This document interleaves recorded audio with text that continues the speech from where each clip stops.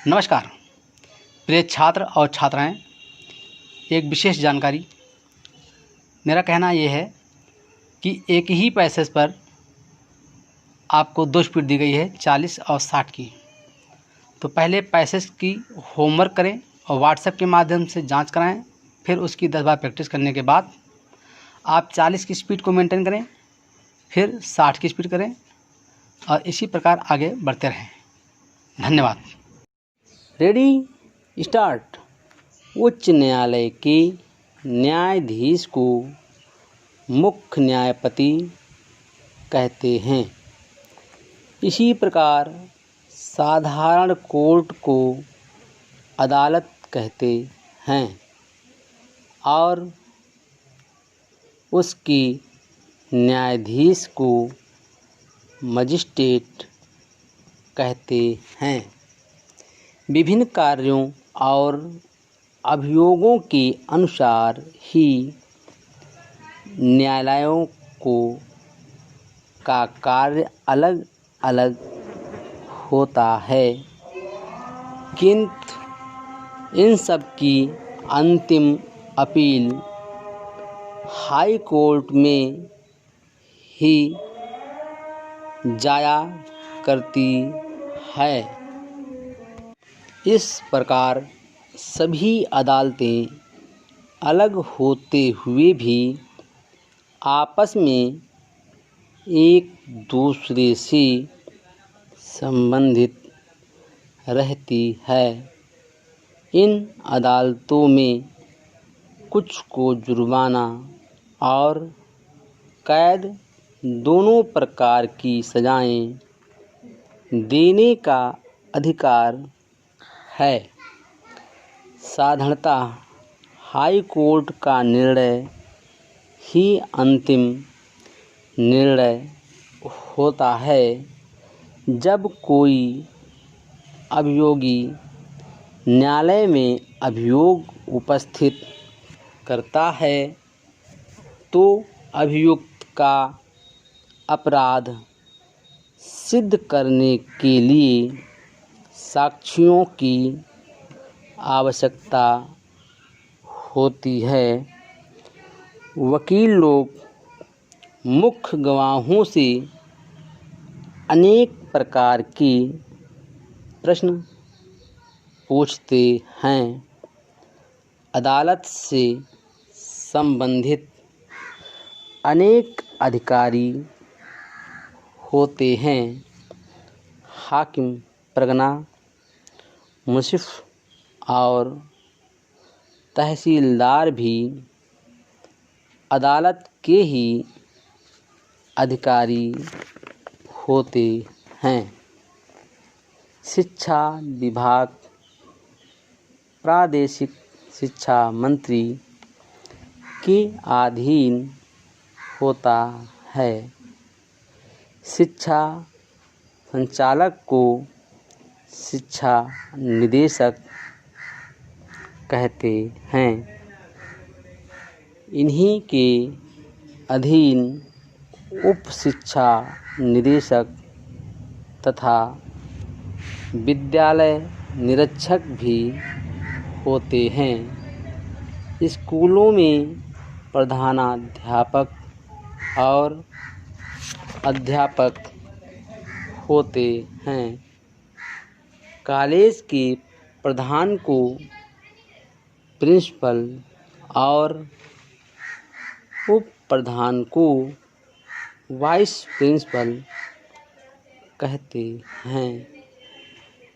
College में पढ़ाने वाले शिक्षकों को प्रोफेसर कहते हैं। कॉलेजों में डिग्री क्लासेस होती है।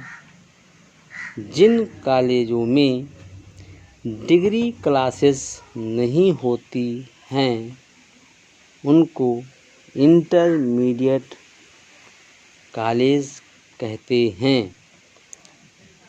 बड़े शहरों में लड़कियों के लिए गर्ल्स इंटर कॉलेज और कॉलेज अलग बने हैं, किंतु उनकी संख्या बहुत कम है। आजकल देश में सह शिक्षा का भी प्रचलन हो रहा है। विश्वविद्यालय में सह शिक्षा ही हो है। चांसलर विश्वविद्यालय का प्रधान होता है। हिंदी भाषा में चांसलर को कुलपति और वाइस चांसलर को उपकुलपति कहते हैं। कहीं कहीं वाइस चांसलर की सहायता के लिए प्रति उपकुलपति की भी नियुक्ति की जाती है। विश्वविद्यालय एक महान शिक्षण संस्था होती है जिसमें विश्व की सारी भाषाएं और विषय पढ़ाए जाते हैं।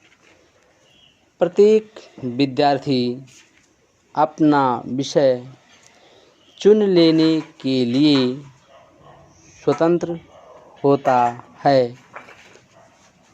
जिस विषय में उसकी अभिरुचि हो वह पढ़ सकता है।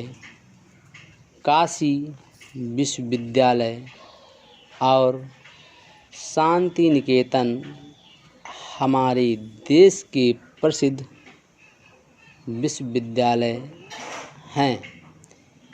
इन विश्वविद्यालयों में संसार के अनेक नगरों से शिक्षार्थी विद्या अध्ययन के हेतु आते हैं।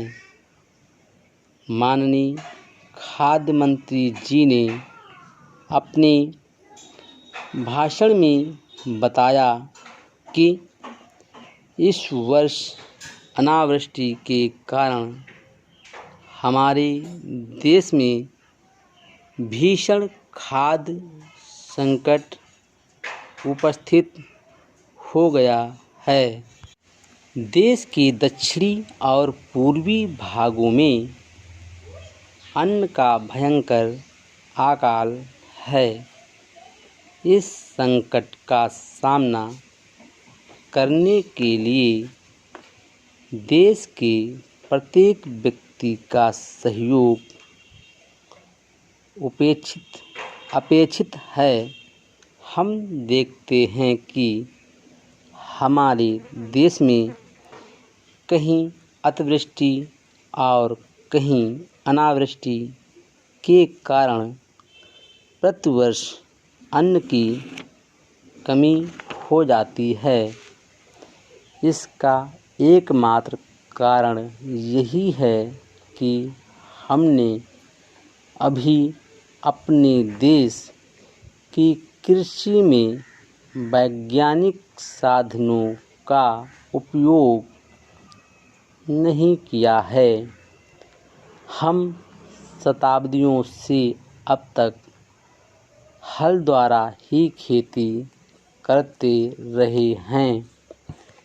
दूसरे देशों ने ट्रैक्टरों तथा अन्य आधुनिक यंत्रों द्वारा अन्नोत्पादन में आश्चर्यजनक वृद्धि की है। इसके लिए नवीन ढंग से भूमि वितरण नितांत आवश्यक है। जिन लोगों के पास भूमि नहीं है उन्हें भूमि दी जाए और जिनके पास अधिक भूमि है उनसे ले ली जाए। इसके बदले में उनको उचित रकम दी जाए। इस प्रकार किसानों को भूमिधर बनाने का अधिकार दिया जाए। काश्तकार तब तक मन लगाकर खेत में परिश्रम नहीं कर सकता जब तक कि उसे यह विश्वास ना हो जाए कि वह खेत उससे कभी छीना नहीं जाएगा और उसे खेत का वंशगत हक प्राप्त होगा।